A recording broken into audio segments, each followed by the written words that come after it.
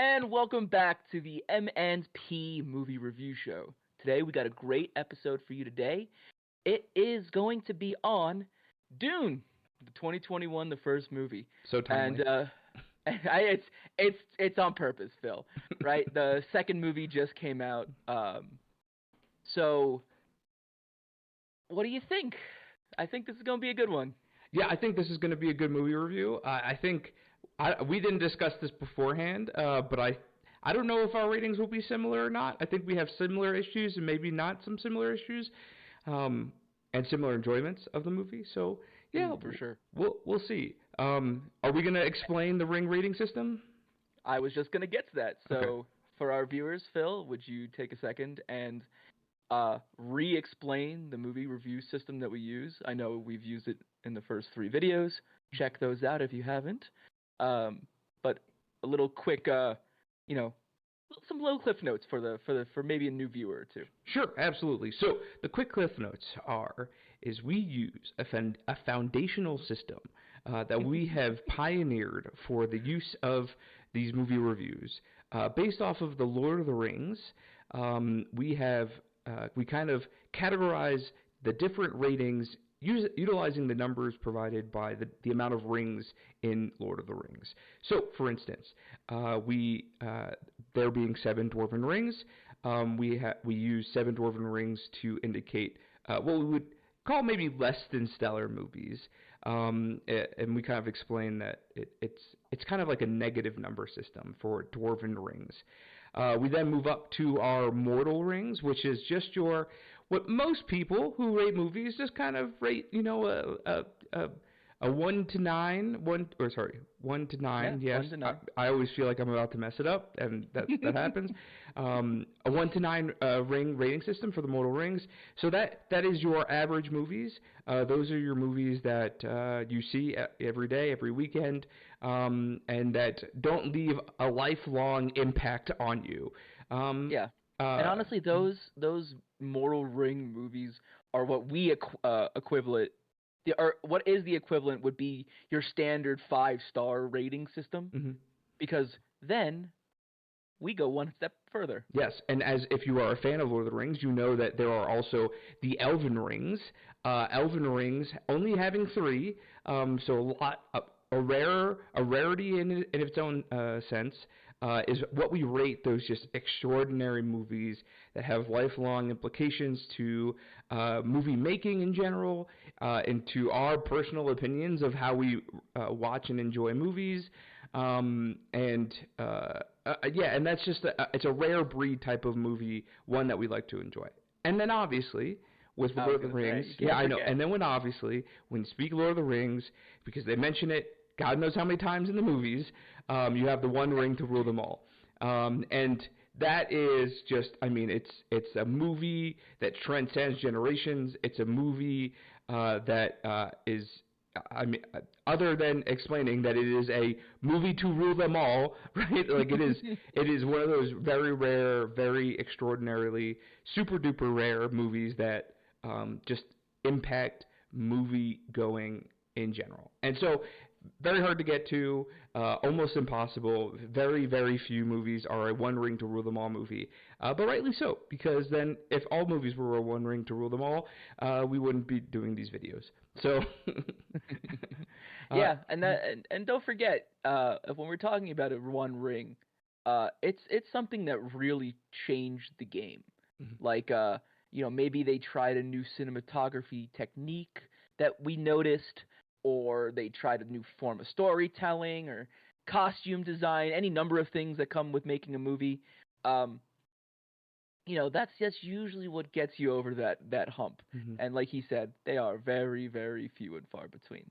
Mm-hmm. But today, we've got, hopefully, a one ring. No, I'm just kidding. I don't know. No. We cut it right now. It's not happening. We got Dune's 2021. That is with he's kind of cute, I guess. I don't know. Timothy Chalamet as Paul Atreides, and then we've got one of our friends, Tyler's actress crush, Rebecca Ferguson. We've got Oscar Isaac as Duke Leto Atreides. Mm-hmm. Jason Momoa is in this thing. Yep. And the Skarsgård dad, Stellan? I actually don't know how to pronounce his name. I apologize. As Baron Vladimir Harkonnen. Mm-hmm. And then also, I'd be remiss if we didn't say Dave effin' Bautista. Mm-hmm. That brings back some beautiful childhood memories from his days in WWF.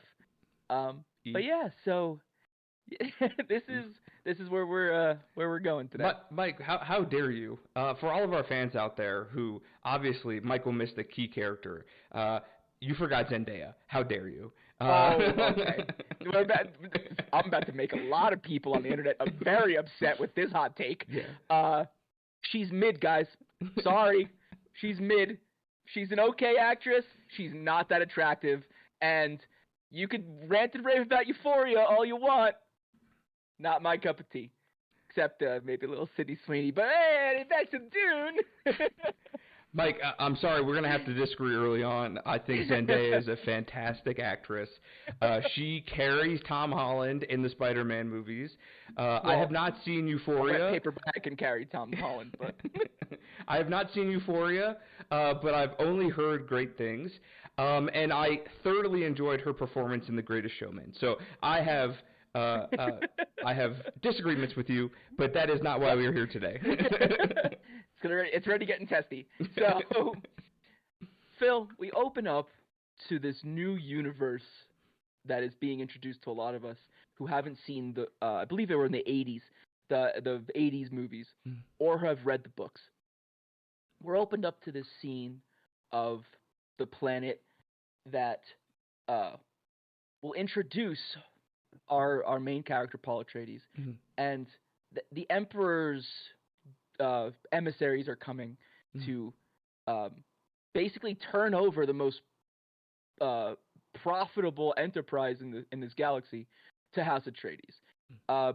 When you first saw the scene, did you really pick up on the grandeur and the hugeness of this universe that we're about to be introduced to? Yeah, no, I appreciate you using the word grandeur because, yeah, I think the beginning of this movie really tries to set the stage of just how big this universe is and, like, how grand the cinematographers are just trying to portray it, right? I mean, you get them on this planet, Caladan, right? That's the home of House Atreides, or family Atreides.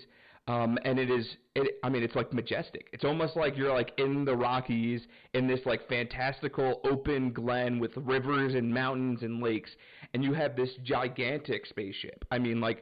Just like huge, right? Land, and everyone seems not fazed that this gigantic thing is just landing on the planet. And I think that shows how big everything is in this world. And not to to drill down too deep into this, this is a transport ship from the bigger ship.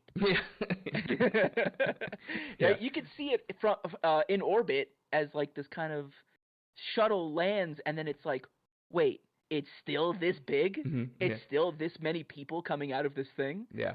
And they also like kind of do like this little calculation at the beginning about how much money they spent coming just to give this message. And I can't remember, but I remember when I heard that and like the equivalence of like what that actually meant. I was like, okay, I see what everyone's trying to say here. How much will it cost them traveling all this way for this formality? 3 guild navigators, a total of 1.46 million, 62 salaries round trip. Everyone's super rich. This is really important. Things are gigantic. We're dealing with multiple worlds and families. This is not like Earth and like countries on Earth. This is like hundreds of millions, if not, it's probably billions and billions and billions, maybe hundreds of billions of people, and that could be perceived in this universe. So yeah, you get the grandness right up front. You go, okay, there's a big story to be told here. Yeah, and I would be remiss if I didn't just go back a little bit further to the beginning of the movie, because we skipped a little bit here, but I want to drill down on a point that this universe, instantaneously upon its introduction, is not just your standard, people acting in ways that are normal. Because we get, with the beginning of this movie that I want to go back to, is the breakfast scene, where the mom, played by, Rebecca Ferguson, she's Lady Jessica Atreides, she's having breakfast with her son, played by Timothée Chalamet, who's Paul Atreides, and she's making him practice this voice thing. And when you heard her speak in this voice and him attempting it, what did you glean for the future of this story moving forward in that moment? Yeah, I think the beginning at this first scene, I didn't glean a whole much. I think I said to myself, oh, okay, there's some magic in this world, right? I think it's later on in the movie when they start actually utilizing the abilities kind of to the effect of the story. I think that was when it became more prevalent as to, like, okay, the importance of this. Obviously, having it at the beginning shows, like, hey, the story writers wanted them to know, or wanted you as a viewer to know, that this was something in the universe and will likely play a part. But I was kind of, because I think and this is one of my issues with the beginning of the movie, is just with how big they are trying to make the movie. They pace it really fast and try to, like, kind of encapsulate so much in that beginning portion of the movie, that you kind of, you gain a sense of how big it is, but you lose a sense on, like, how to keep track of that. And so I think there were times, especially at the beginning, when I was trying to remember, like, okay, sorry, who is the Emperor again? Have we met him? Oh, no, wait, so Paul Atreides' dad, he's not the Emperor. He's just the leader of this planet. The Emperor is someone else who sent these people, and I was kind of confused. It takes a little bit of time and a little bit of digesting to, like, okay. To really emphasize Phil's point there, the movie moves fast. Mm-hmm. I think that's going to be one of our biggest criticisms, is there is a lot of information. There's a lot of backstory attempting to be built, but the writers did not pace it well. Mm-hmm. But that's my opinion. Yeah. I think, and I agree with you, Mike, and I think it's really a double-edged sword, right? Because if you know anything about the source material of Dune, there is just a lot of material in that book. And so either the show writer or the movie writer, or the books, excuse me, even for the first book, right, it's the movie writers have this double edge where we either slow it down and probably don't get to the climax, right, in this first movie, which won't be satisfying to the viewer, or we rush through, try to kind of squeeze in what we think is enough information for the viewer to appreciate the movie, right, and then kind of rush towards the climax, which is the important part for this first movie, with regards to. That's very true. Yeah. Because we're then, with that point being said, we're then moved to a new character being introduced, and that is Josh Brolin's character, Gurney Halleck, and he comes into a room in which Paul Atreides is training for swordsmanship, and we're introduced into the scene of another element that will almost foreshadowing of what's to come, and Gurney in the scene is basically telling Paul, you need to be ready because we're going to fight the Harkonnens. And the Harkonnens in this movie are the big bads. They are the antagonists. Everything that happens is basically a product of their doing, in terms of the evilness, nefariousness of their plans. Phil, in this scene when he's training, what did you think of this, like, information dump that literally comes? Yeah. I could give you a better understanding if I remembered everything that was dumped. I don't think I do. One thing, and knowing now the totality of the movie, and we'll get to this later as well, knowing that in this scene they kind of show the failure of what the armor system is that they use in this training, right? Which is the slow, deliberate movements through their, like, phase armor is what penetrates the armor. And so they train to have control so that when they hit the armor, they slow down and are able to penetrate it. Because if something's coming at high velocity, like a bullet or some other ballistic round, it won't phase the armor. They are right. Impenetrable. And so that also comes into play later throughout the movie, and was one where I was like, okay, let me take note of this because it seems this might cause some conflict later on. Right. Mm-hmm. Yes. Like he said, everything about I would say the first 30 minutes or so is an information dump. Mm-hmm. The training scene, like he just said, with the armor that they use to defend themselves. It also turns out later that the armor is super expensive. So it just turns out that House Atreides is extraordinarily rich because you find out their big evil, the enemies later on, the Harkonnens, they can't afford this technology. Mm-hmm. Right? So it's all just layering upon layering, hoping that you get the information right in your head. Another scene that comes for the information dump is is the father at the tombs, right? And the father at the tombs, Phil, I get what they were trying to do and instill some sort of stakes and responsibility that Paul Atreides has to take over from his father, Leto. It just seemed forced. It seemed like it was there because it needed to be there, and they didn't care how they were going to get to it.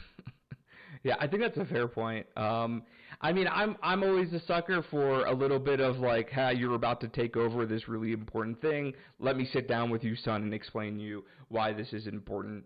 I think some movies do that better than others. I think, and we're going to hit back at home with this kind of pacing issue, is it kind of felt out of place. It felt out of place because like they could have. There's a million different ways you can have that conversation, and they chose in a way where they were trying to make it seem big, but I feel like that conversation is more impactful when it's a part of like a daily life kind of thing, right?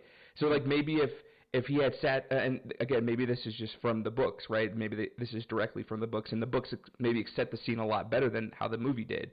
But I would have, to me, it would have seemed more appropriate either to have this talk while the Emperor's entourage is there, like, hey, listen, like, you know, son, this is part of the job, like, ha ha ha, get used to it. Or like they're sitting down at breakfast after they're doing the voice thing, and dad sits down and they just have a normal son dad conversation about what's going to happen. This scene seemed like it was like, I had never told you this before. Yeah. I'm dumping it on you now because the Emperor has tasked us to go to this new planet. Yeah.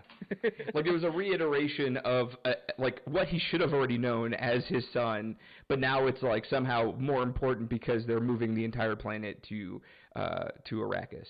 So right. Yeah, I think the movement to Arrakis and like the taking over the spice operation, which is sorry, and I don't even know if we really talked about spice. Oh, we did. Yeah, we kind of skipped over spice.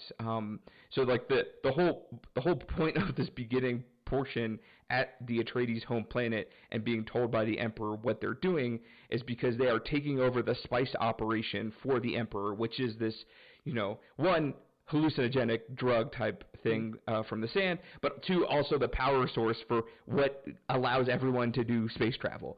So yes. So when you know that like all of these people need to travel around space to assert their influence, spice is like the most important thing in the world. Kind of feels like oil, but you know, a little bit, right? Yeah. It has no heart. It does not call back to anything on our planet currently that may or may not have happened previously. No, don't lie to our viewers. Like, all right, House of oil. It's space oil. It's space oil. It's definitely space oil.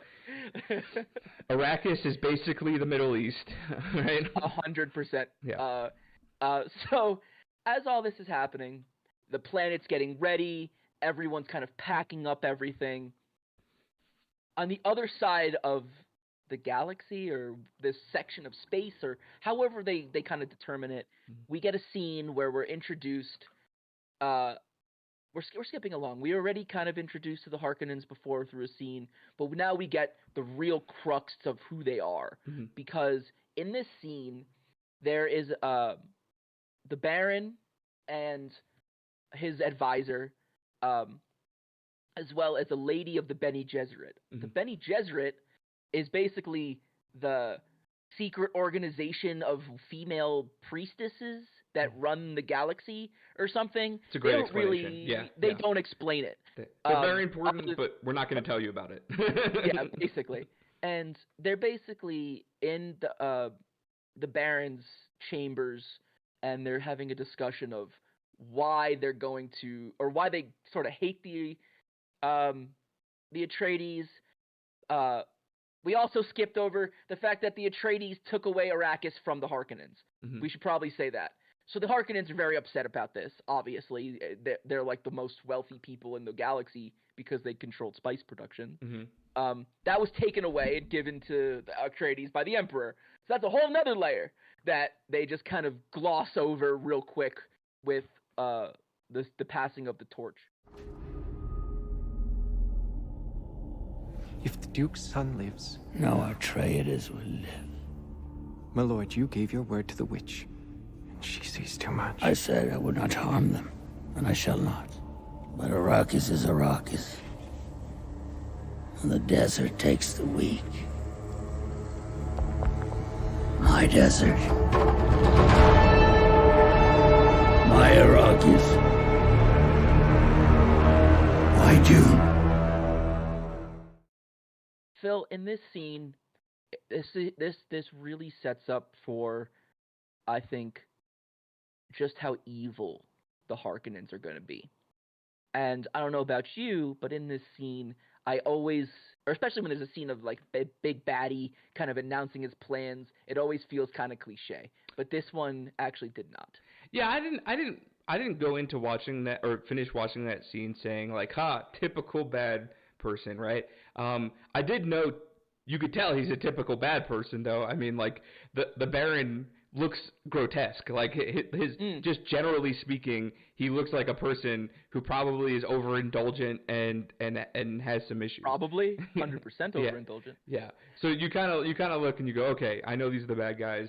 I agree. I was more interested through that and knowing that, like, listen, you get, because what they explained to you, right, is the Emperor took away the riches of spice from the Harkonnen and gave it to Atreides. And you kind of go, okay, they didn't explain why, but if I was the Harkonnen, I would be pretty pissed about that. So you can understand kind of their motives behind it. I was more interested in just going like, how is the Bene Gesserit going to play into this? Like, I want to know more about them. And I think the movie kind of fails at that throughout, and maybe the later movies will do better because they want to save things. I think that's something, because of how secretive they are. They're probably going to want to save later on, kind of like their motives, not open up like all of their cars off the top. So I was okay with it. I was okay with that scene. I liked the introduction of the Baron, and kind of. They also like showed like some magical effects of like, like being able to be heard and things like that in that scene. And so I was down with it. I didn't have any concerns or issues with that. Okay, fair enough. So now, moving along, we jump back to the Atreides storyline. Mm-hmm. And at this point, the Bene Gesserit has transported herself from the Harkonnen planet to the Atreides planet, and it just seems like they just tried to push the time skip. It's okay. But you learn that for some reason, Paul's mom wasn't supposed to have a son. Mm-hmm. They do not explain why she should not have a son, and that the Bene Gesserit is somehow worried about it being a boy, mm-hmm. because Paul's mom is also part of the Bene Gesserit. Or was trained by them. I'm not really sure if she's on the outs or anything like that. But now the mother or the grandmother, grandmaster, whatever she was, her title. I don't remember.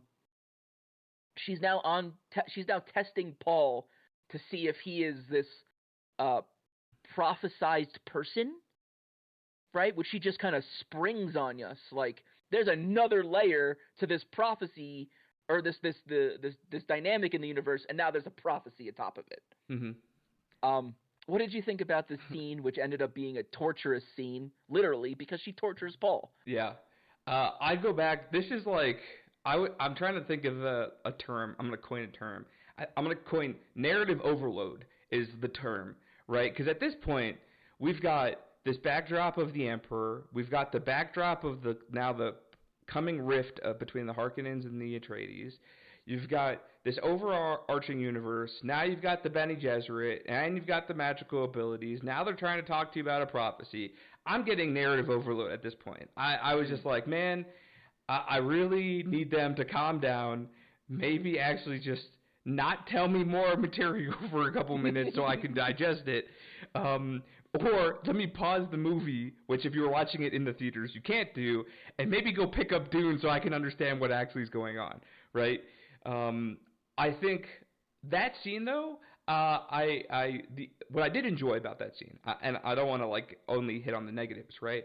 I like how they further explain what the voice is, right, and like how they use it in different kind of facets.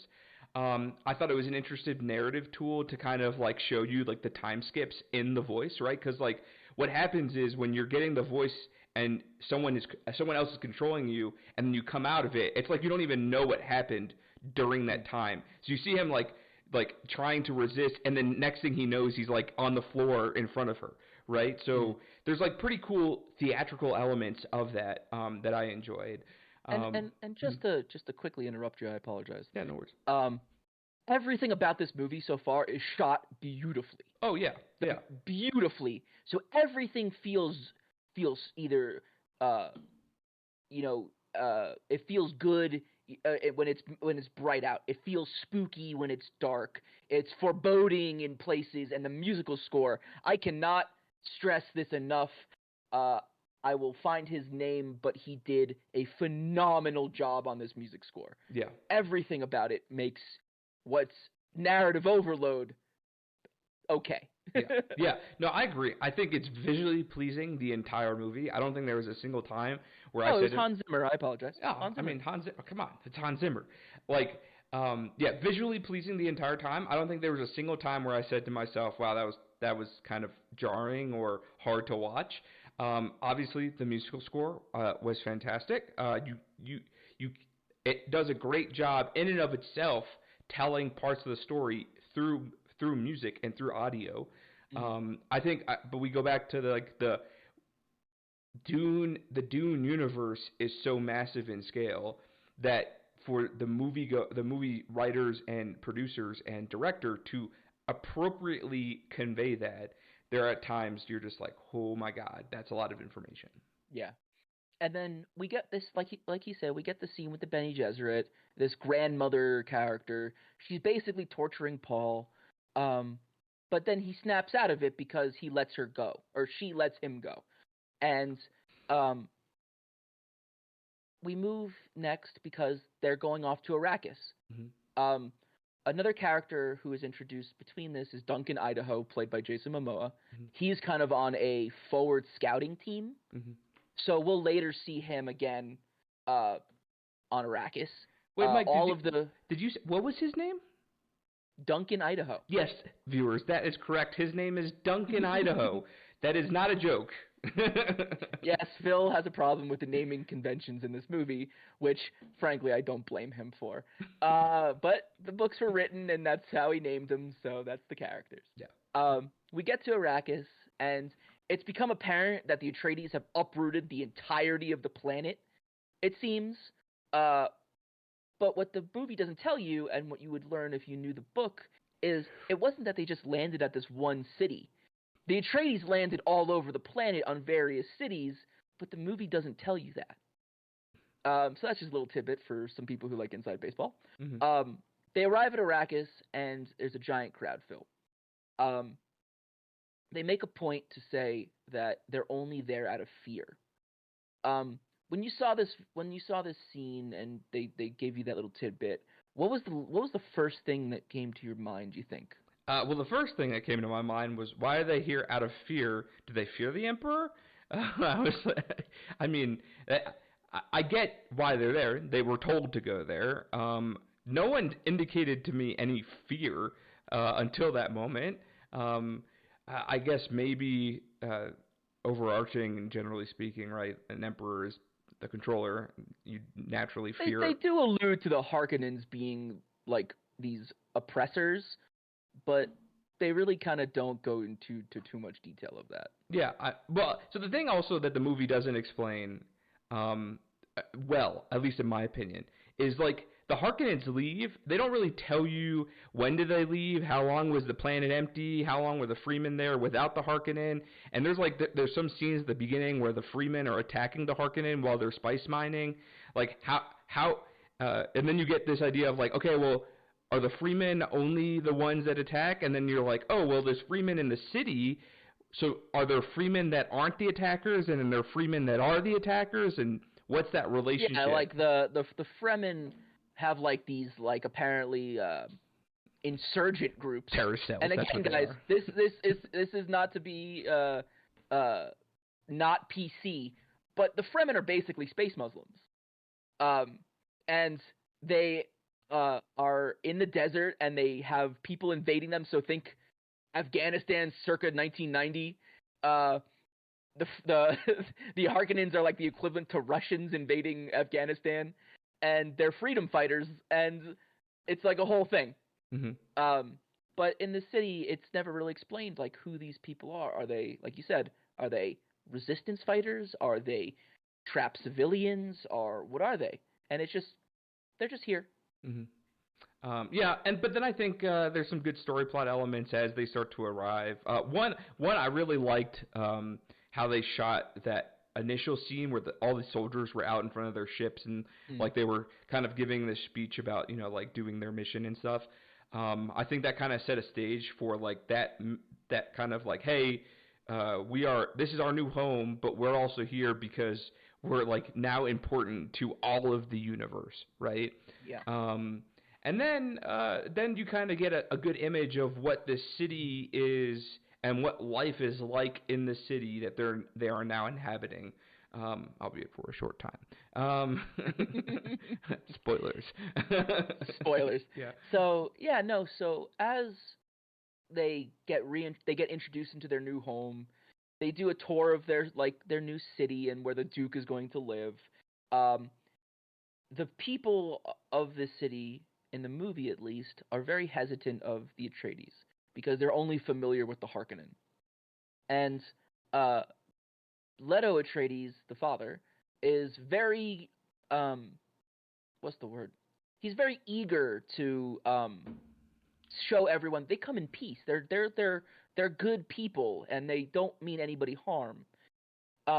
We then get the scene, which is the most important of the scenes, because in Dune, the most important thing about Dune is spice and said worms.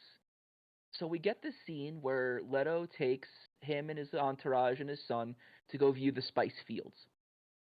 Phil, cinematically, or that's visually, when you first get this scene of this openness and this desert, it is finally coming into the picture, I believe, of just how grand of a scale this movie is trying to portray. Mm-hmm. Yeah, no. Sorry, go ahead. No, you're good. You're good. And I was just gonna ask is, do you agree with that sentiment? Yeah. Of course, yeah. I think whoever was the budgeter for their CGI budget did a fantastic job. Fun fact: it was not CGI. That was filmed in Saudi Arabia, I believe. Okay. Let me rephrase that. Everything has CGI in today's filming. Whatever they did to make the desert of Saudi Arabia look how they did was fantastic. Obviously. They show like wide arcing like sandscapes of what the planet looks like. Some of that's got to be CGI because it was shot in the United Arab Emirates and Jordan. Yeah, so they had the huge sand dunes of the Arabian Peninsula in the UAE, right? So like those to set the pace for what would eventually be this large image of a planet-wide desert, right? I think it was fantastically shot. And then one of the things they do in the pacing of this collection of scenes, and what I really like is, so we get introduced to the worms, as you said, and we're not talking about little worms. We're talking about gigantic fucking worms that eat things. what I liked what they did is how they shot specifically, zooming in and out, and that focus, like when you imagine like you looking far into the distance, and then like zooming in, refocusing, and then seeing whatever is in the very far distance. They do this a couple of times during the scenes, especially as the worm is approaching a spice mine or spice mining machine, and you get the scale of just like how big the planet and the desert is, because they're like, oh, we see the worm coming and he's like 20 minutes out, and you're like, oh, okay, well, that's really far. How big is this worm? Like, Jesus. Yeah. you're like, oh my God, what's going on? And then as it gets closer, and then you see from a human perspective, right? Because Paul Atreides gets out of the flying machine, the hummingbird that they're flying, or whatever, not hummingbird. I think it's a dragonfly. Yeah. The dragonfly that they're flying. You see the size comparison. So you see humanoid Paul Atreides, who is, Timothée Chalamet, let's just say average. He's probably like 6 foot, right? He's a tall, skinny type of guy. You see the size comparison to him to the spice mining machine, which is just this giant machine, right? I mean, it's every sci-fi adventurer's, imagination how big the spice mining machine is. And then you see what is eventually this Dune worm that swallows the whole spice mining machine whole, and you're like, oh my God, all right. Then you have to make the logical conclusion. If that thing is able to dive in and traverse in the dunes, and it's that big, and apparently there are many of them. This one is not even the biggest of them. Yeah, this place is gigantic, and I think so as we were complaining about pacings at the beginning of the movie, I think the way these scenes were paced and shot really emphasized how big the world was, how important certain portions of it are, and how deadly it is. And I have no complaints about the scene, other than maybe Paul Atreides being a little bitch. But that's it. But to be fair, the first half of this movie is paced too quickly for us. I think is easy to agree on. The second half is paced better. So it was clear that they wanted to get to Arrakis, and they wanted to tell the story on Arrakis. Everything else was just kind of like, let's just see how quickly we can get there. And it's, it is what it is. Mm-hmm. So after this, you see, like he said, just how big these freaking worms are. And you can tell that it's very jarring to Leto, because he is now understanding the gravity of his new task. Yep. But also, like Phil said earlier, the spice is a bit, it's a drug also, so it's a bit, what's the word I'm looking for? Intoxicating? And when Paul gets out of the dragonfly copters, he gets a whiff of it, and he starts hallucinating. This harkens back to the fact that there's a prophecy with his name on it, because Phil, he starts to hallucinate scenes from the eventual, his eventual future. Mm-hmm. So, I don't know if I liked it, but it was fine. Mm-hmm. Yeah. What do you think? I think I'm in the same vein. It's not that I liked it or disliked it. It was more of like, of course, it has to happen when the giant worm's coming to kind of create some suspense. So I didn't really. I was kind of in the middle. I was like, this makes sense.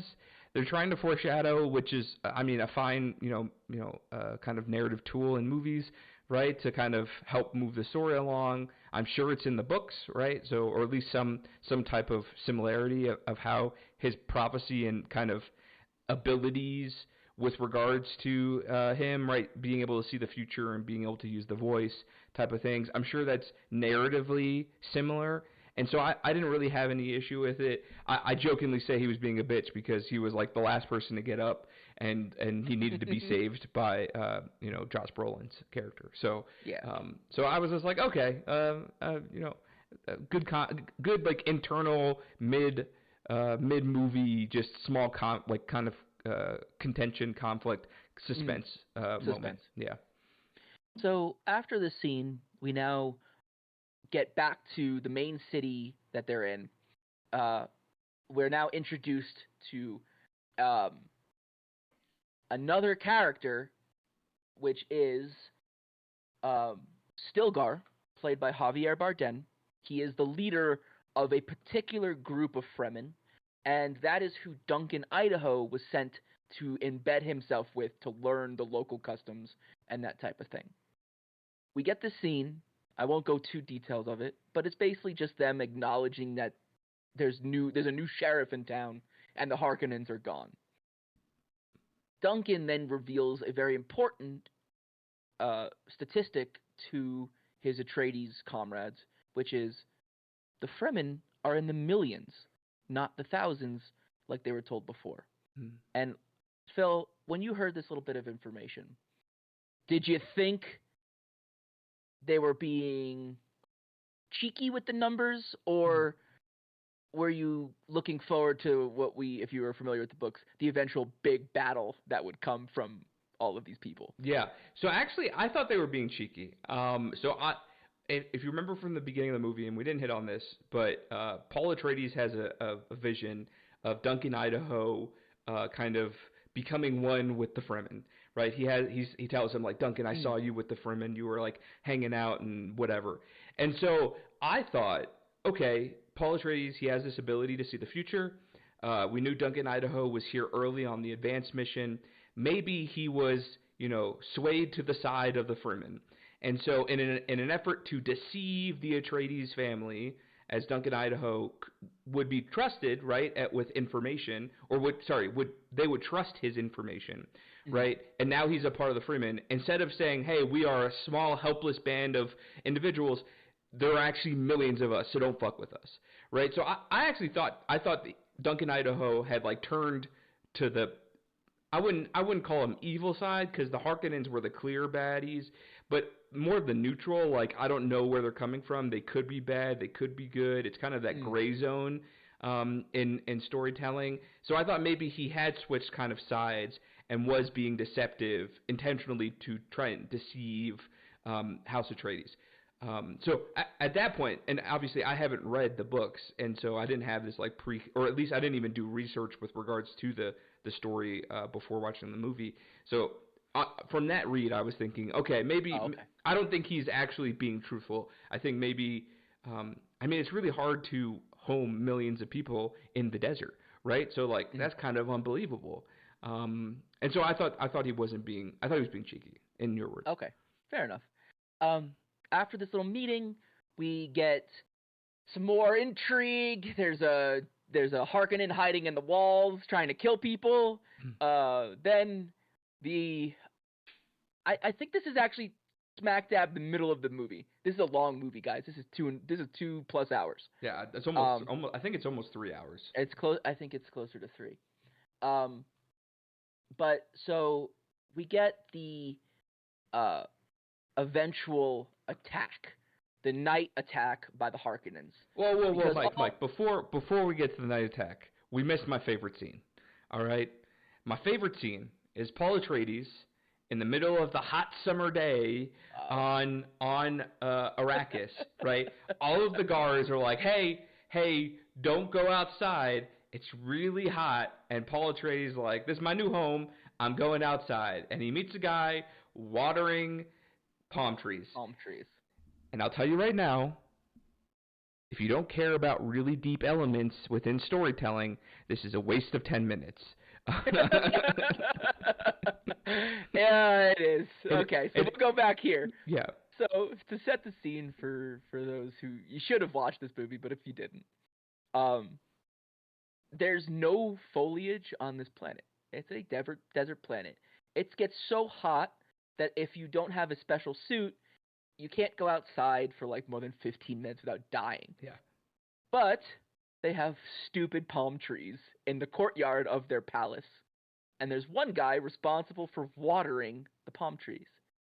So Phil's problem, and rightfully so his problem, is the fact that they, in a place where the most valuable resource isn't just spice, it's water, they're wasting it on palm trees. And Phil, I'll let you rant. Go. Yeah, the sorry. floor is yours. Yeah, thank you. I appreciate you. All right, audience, listen up here. Okay, this is what happens, right? They waste your time in already a 3-hour-long movie to make you feel bad for this guy who is watering plants out in the middle of this palace. And you're supposed to, and I think this is the point, is Paul Atreides treats him like a human. And you're supposed to be like, man, Paul's that good guy. He's going to be the hero. And you really, if you really think about it, he's just a spoiled prince watching a guy water palm trees, and he goes, okay, I'll never see you again. Thank you for your time, and walks away. And so I guess I don't have an issue with it, other than it's a waste of 10 minutes. What I really have the issue with is it feels kind of like a forced storytelling element to make you realize that, the good guy that we're trying to sell as the main character of this movie is actually a good guy. I think there are a lot of different ways to do that. Watching a guy water palm trees and talk about how that's his sole job because he's got to do it like every 30 minutes or whatever he said. He's got to do it many times a day, which is just like, then we don't need those palm trees. That's the answer. Which is never. Sorry, I'll get off the rant with And the reason I also wanted to mention this, Mike, is because we skipped the assassination attempt, which was you get the idea that there's something coming, right? You know that the Harkonnens, we know that the Harkonnens are bad. We know that they want the spice, but from the Atreides point of view, that they know that the Harkonnens are coming, but they're not really sure how long it's going to take, when it's going to happen. And in the middle of the palace, while kind of sleeping and studying, because Paul has this ornate ability to want to understand the world that he's now living on, an assassination attempt is placed on his life through some magical bug things, mosquito that's supposed. It was a mosquito drone. Yeah, mosquito drone. Or a hunter-killer drone, or whatever. Yeah, whatever they call it. And then they it almost kills him, but it doesn't. It flies right up to him. He catches it, and everyone's like, "Oh my God, you got it!" And it's kind of like a big moment. And then they go searching for the entire palace, and then they find that they've been infiltrated. So it kind of it's leading up some more tension, like, "Hey, something's about to happen. Something big's about to happen." Fair enough. Mm-hmm. Which then will lead to either that night or some night very soon that they're actually finally attacked. But leading up to this attack, we have to also talk about. There's a lot of stuff we got to talk about. This is gonna be a long one, guys. Sorry. The Harkonnens are so cowardly and so evil, basically, that they have to go hire another army to help them. So we're now introduced to another narrative layer, which is the Emperor's army of the Sardaukars. Mm-hmm. Phil, as silly as this is to add this another element to our already overflowing cup, the Sardaukars are pretty cool. Yeah, I mean, Batista. I mean, Batista's a Harkonnen. So. Yeah. Oh, really? I thought he was. Yeah. Oh, that's right. No, he's a Harkonnen. Sorry, you're right. But okay, sorry. Let me rephrase that. Any team, any alliance with Batista is cool. But but yeah, truthfully.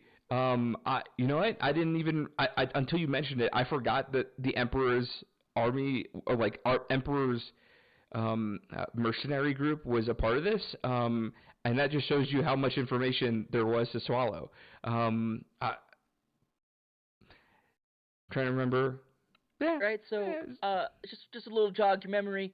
They go to this.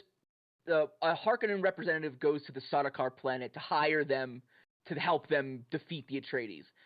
Because now is the time they decide to tell us that the Atreides are the best military in the fucking galaxy, mm-hmm. right? They waited all of this time. You kind of had sort of inclinations and stuff, but they're the best trained, they're the best equipped. Everyone fears them, which is then why the Emperor hates them, because you're now learning through the slower pacing that the House Atreides are just super cool dudes. Everybody's chill. Everybody wants to be their friends. And they're super strong. The Emperor is jealous. Thus, why the Harkonnens hate them and all this other stuff. I remember because we paused the movie around the time the Sardaukar was introduced, because I was like, Wait, didn't the emperors send House Atreides to Arrakis? Why? Yes. Why is the emperor's people now going to attack? And you had to explain to me that as I was like, okay, it's too much stuff. It's too much. So much. It's too much.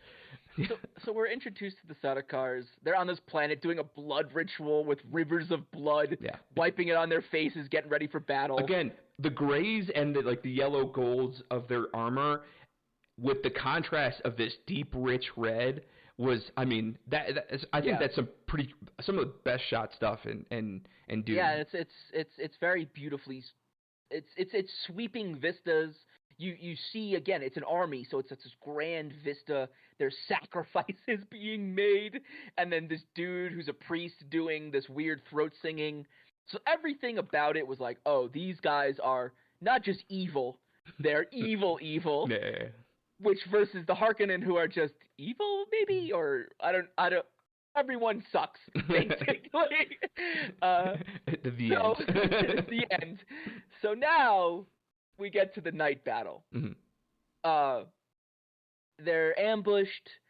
The Leto is taken hostage. Paul escapes with Mom.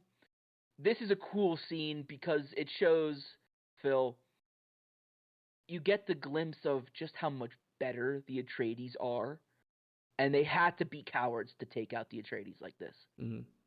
Yeah, you see, and I think it's represented a couple of times in the different fight scenes where you see like one House Atreides soldier like have multiple bodies of Harkonnen around them.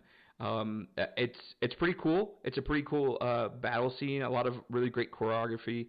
I'll harken back to what I said initially about the training, right? So the city in which they are living has this shield around them that's the same shield that they use on their own person. And so you see what the Harkonnen do is they shoot rounds from their ships as they're coming into orbit. And these rounds have the ability to slow down and then phase through their shield and then penetrate into the city. And so you get an idea of like, okay, they have an understanding of how to beat House Atreides' really fantastic technology. And now it's a sheer numbers thing of like, hey, we beat your main source of protection. You still are fantastic fighters, so we need to overwhelm you with numbers, and that's what they do. Yeah. And we get this great scene, battles everywhere, explosions. Jason Momoa kicks a bunch of butt. Yeah. And like I said, Paul and his mom, they escape, but they're captured, right? Because the whole point of this surprise attack was to not anger the other houses, which now we're introduced to the other house's opinions, because the Emperor wants to get rid of House Atreides, but he doesn't want anybody to really know about it. Mm-hmm. And Phil, you coined it earlier. I'm going to say it till we're done with this video, and I'll probably say it in more videos to come now. Narrative overload. Yeah. I can't keep track of this, and I don't know about you. Yeah, no, I was the same way. I mean, I don't know. I don't even know where to begin because there's the complexity of you understand that House Atreides has fallen. You know that the Harkonnens are there on behest of their Baron. The Baron, clearly, I mean, he's there on planet now, right? Like you see him, and then he does another monologue of like, I am bad guy, thou shalt listen to me, as he's talking to with his king. Weird floaty thing, right? Yeah, the king, and then there's an assassination attempt on him, right? Which is like really cool, but obviously like that wouldn't be they didn't want to end the movie. There's plenty of more story to be told, so you know he's going to still be around. And then you get this like whole scene in which you're right, Paul and his mother are captured as they try to escape. They then use the voice to somehow escape again, right? And then they are miraculously saved in the middle of the desert by none other than my favorite person, Duncan Idaho, who somehow finds them. He locates them. And so you're just like, okay, all of this is in the background. There's a whole bunch of action going. And while that's happening, Baron is like more info dropping on you about like his master plan and the Emperor's plan and like the fear the Emperor has and with regards to not upsetting the other houses, and that's why he wanted it to be like you guys died out here on Arrakis, because there's no way House Atreides would have just died out without being attacked on their home planet. So they were just like, hey, we're going to send you to Arrakis because you're now in control of spice, where the whole underlying plan is, well, we're actually going to try to kill them and then blame the planet. And so you're just like, okay, that's a lot of information already on top of all the other information you've dumped on me. I'll probably have to watch this movie 4 or 5 times. Maybe that was their goal. Maybe they wanted you to watch it a whole bunch of times. So well, it did come out during COVID, so they were counting them clicks. They were counting them HBO clicks. So now Duncan Idaho has rescued Paul, rescued his mother. There's more fighting and there's more intrigue. Duncan sacrifices himself to protect Paul. You see just how much of a badass Duncan is, because he's not even fighting Harkonnens in this scene. He's fighting Sardaukars, and he's taken out 30 or so of them by himself. By himself. And it's that scene, that fight scene in the hallway with Duncan Idaho in that like underground when they find them in this like kind of hideaway camp area, or sorry, it's not like camp. It's like a research lab. Yeah, like a research lab or station. I thought that fight scene was so well choreographed because it's not like other fight scenes, and it goes back to like the shield, right? That that House Atreides has, right? So when you're choreographing a normal fight scene, I'm no expert, but when I watch it, right, you see the fluid movements and what we would naturally expect in a like hand-to-hand or sword-to-body combat that we've dealt with, for millennia here or centuries on Earth. But the way they have to choreograph it, because the shield is kind of this back and forth ebb and flow between quick and slow. And I just thought that was well choreographed. That I normally don't talk about choreograph in movies, except for in our last. we talked about Big Trouble in Little China because it's like kung fu and fighting, but this one felt realistic. It felt impactful, and it showed you just how well the choreographers planned out that scene while shooting the movie. Yeah, I agree completely. So we're gonna try to speed up a little bit. Like you said, this fight happens. Paul escapes and his mother escape again. They're basically flying the Dragonfly copter that Duncan had. They fly into a storm. Yep. They're being chased. You see a couple Sardaukars get eaten by a worm, right? And they finally wake up in the desert, truly alone, finally. But they're not alone because they're being watched by these Fremen. Yep. We get to far enough along that the Harkonnens have taken back the planet. They're trying to start spice production again. The Baron's being an evil guy. He got this, like Phil said, there was an assassination attempt on the Baron, so he's healing. And we get to finally... By the way, his healing is the most gross thing I've ever seen. I'll save it for the viewer. If you've somehow watched this and haven't watched the movie, 1, sorry for all the spoilers. But 2, when you get to the scene, just bask. Bask in how gross it's he is. Yeah, how gross he is. How well it was shot. So now the Fremen have found Paul and his mother. And one of them, who we met before, was Stilgar, which is Javier Bardem's character. And this whole time, nothing of the Fremen has really been talked about. Their culture, their customs, really. It's kind of all like little tidbits and stuff. But this is the first time, now it's in your face.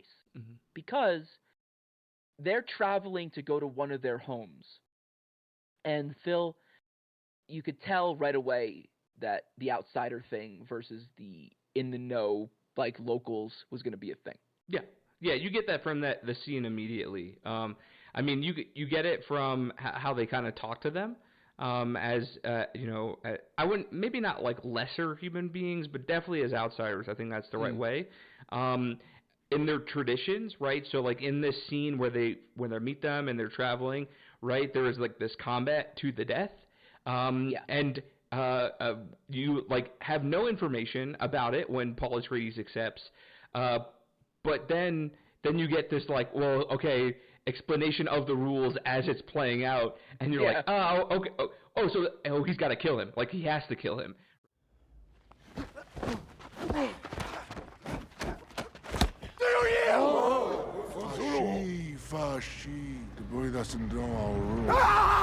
There's no yielding under the Amtal rule. Only death is the test of them. The outsider thing caused the fight because the man who fights Paul does not want the outsiders with them. Mm-hmm. That's the whole emphasis on the starting of this fight. Yeah. Continue on. Yeah, and then you get like what is, it's typical heroisms in movies, right? Like Paul at the beginning of the movie was not a good fighter, was getting beat multiple times, and then just miraculously a couple, I guess, I don't know, maybe months, because I don't know how long travel is to Arrakis. They don't explain it, right? But now he is somehow a good enough fighter to beat a Fremen on his territory, right? Yeah. So, and you also get some hints throughout the movie that the Fremen are also fantastic fighters, right? So like, throughout the movie, it is made very apparent through various scenes, and Duncan Idaho's talking about it. Mm-hmm. The Fremen are. Nobody knows a lot about the Fremen, but they are far superior fighters than anyone else. Mm-hmm. The nature of it being a hostile planet and that type of thing. I think I would posit it, and they are told that they are great fighters, great in such that people don't realize how good of fighters they are. Yeah. I don't know if I would characterize it as like they know intrinsically that they're better than everyone else, but it's made clear like, hey, you guys don't underestimate these guys because they are deadly. Say it like that, yeah. Yeah, I at least that's how I took it. And then so you get Paul Atreides, kills the guy, right? Does a great job of his first ever, because I think the mother was like, he hasn't killed anybody. He's not ready for this. And then, Paul Atreides looks up and stares into the eyes of Zendaya and goes, I can do it. And then I'm joking. I don't remember if that's the exact way the scene works. No, but that's how I imagined it was working. She is introduced as well as a character in this scene because she's part of this group that are traveling. I get that there's a love interest aspect that needs to play out, and I have seen the second movie. Phil hasn't at the time of recording of this video, so I get why there has to be this love interest, and I won't try to spoil that until we make a Dune 2 video. Yeah. But in this moment, Zendaya has no point. Yeah. Like there's no like other than her being introduced, there's really nothing that she does. Other than there's I think 2 or 3 in the movie. There are 2 or 3 scenes where he has these visions of her, and then of her like back on their home Atreides' home planet, like being the ruler type of thing. Like there's these I think they do more to the foreshadowing portion. Like you know Zendaya will have a role to play, but in this movie it is visions, and then the last 15 minutes of the movie she's actually there. And so you go, okay, maybe Paul's got a thing for Zendaya. Yeah, that's basically what it was. And he kills, like you said, the character that he's fighting, and that's the end of the movie. They walk off into the desert. Having successfully completed this Fremen trial thing, he is now a member of the team, right? Yeah. And they walk off into the desert, and that is the end of the movie. No, they don't walk off into the desert and just end the movie, Mike. The music plays. Editor, hit the music that everyone plays on social media. Thank you. And then they pull out the hooks. And then they go, you go, what are they going to do with the hooks? What are they going to do with the hooks? And we'll save that for Dune 2 movie review. All right, so now that we've explained the movie, and I'm pretty sure it's long, so thank you for sticking with us through this. Phil, with everything that we've said, we have a lot of critiques of this movie. Yeah. Primarily of the pacing. It's narrative issues. That's how I'm going to put it. It's narrative storytelling issues that are the only issues I have with this movie. Yeah. So with that in mind, after all we've talked about today, what rating are you going to give it? I am giving, and I've thought about this a lot, I am giving this movie 9 mortal rings. I am giving it 9 mortal rings. It is on the cusp. It is on the cusp of an Elven Ring. I think it sets up a fantastic, what I imagine is maybe a trilogy of movies. I mean, they just greenlit the third one. Maybe even so, in a trilogy where the second and third movies are far superior to the first movies. Okay, you know what? You're trying to provoke me. You finish your rating and we move on, sir. And so I think this is I think even with all of the issues of pacing and narrative overload, I think I still enjoyed what the story was trying to tell. I think the universe in which the movie is located is one that interests me. I think it has a lot of story to be told, and I think because of that, it is a good movie to watch and a fun movie to watch. It's not an Elden Ring for me because of that double-edged sword where there is just so much information, and the storytellers decided that they were going to try to squeeze all of that information in the first movie so they could get to the real climax of the story for this initial portion, right, which is the fall of House Atreides on Arrakis, right?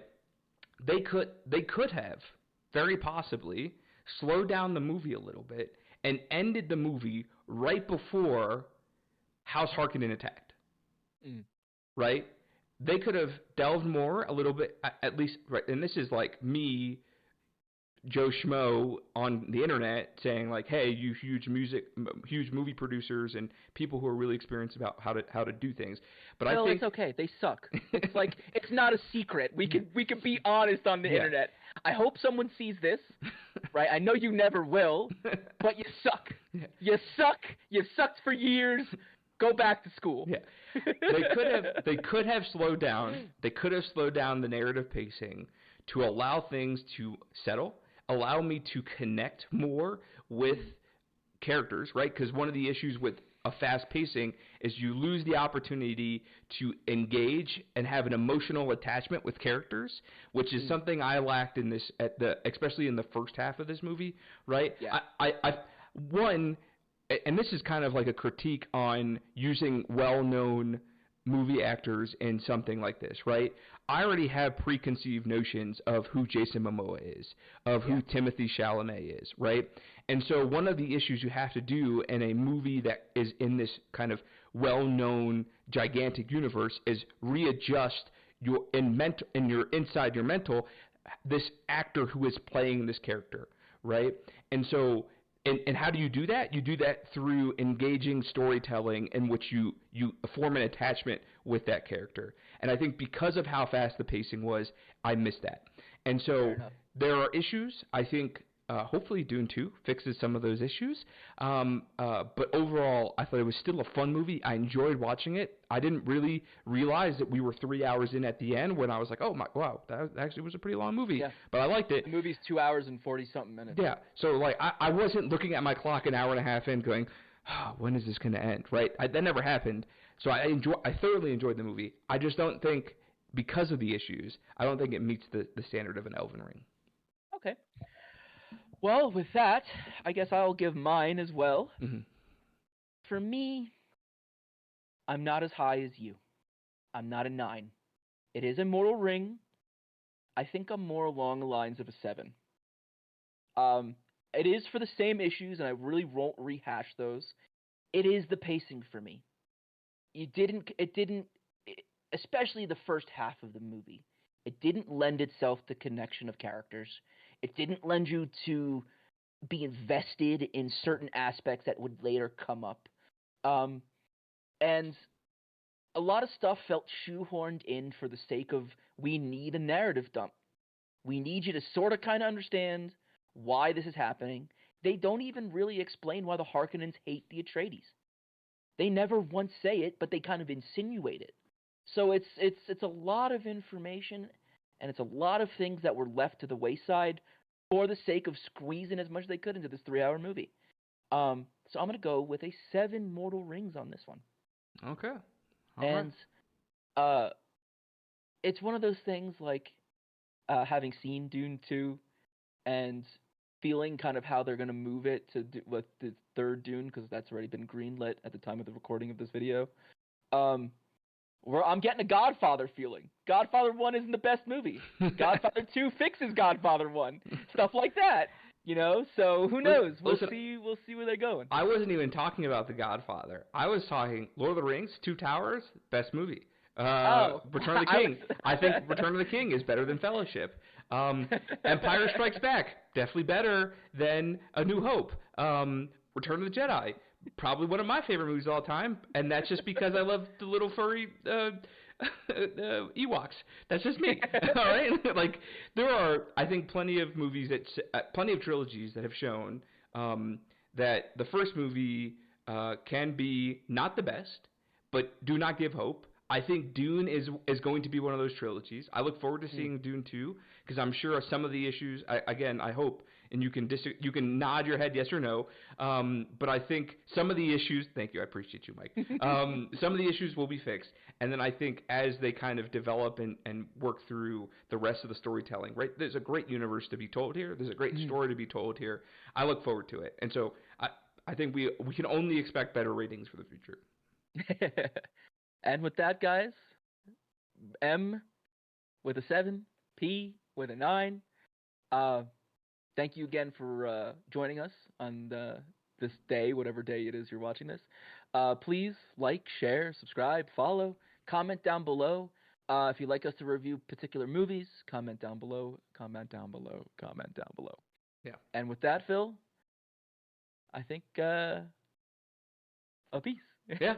Take care, guys. Thank you.